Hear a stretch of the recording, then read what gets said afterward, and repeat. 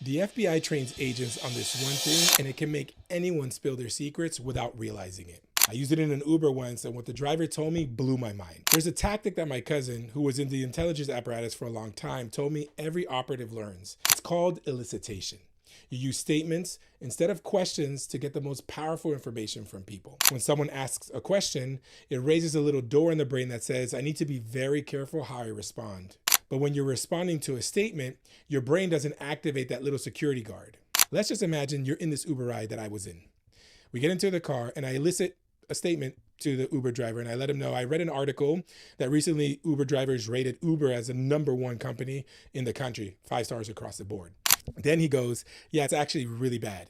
They take a high percentage of all of the money that is associated to the trip. I have barely any visibility to understand how much the client is paying to see what the fair price is for the trip. And there's literally limited customer service as a driver for me to call in. And he kept going and going. I then use disbelief, which is another technique my cousin taught me. And I say, there's no way Uber will treat you and any other driver like this. He leans in and says, oh yeah? You'll never guess what happened to me a couple weeks ago. I picked up a client nearby here in downtown, and I took him 65 minutes away to a client dinner. We're getting close to the destination, and the client realizes that the restaurant is going to close, so he booked a new restaurant and changed the address in the Uber app. Uber called him, canceled the trip, because they thought I was trying to prolong the trip more to get more money. So not only did I not get paid for that trip, the client didn't get paid. He reached out and tried to fix everything, but couldn't. And I had no recourse and no one to call. And then he kept going in and in and in.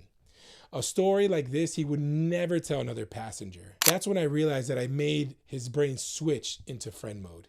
And I didn't even ask a question. So if you're looking to elicit more information in either relationship or sales or any other aspect, instead of asking so many questions, start with statements, things you read, things you're interested in. You're going to see that those engagements are going to open up and you're going to get a lot more information from folks without raising the guard. Cheers.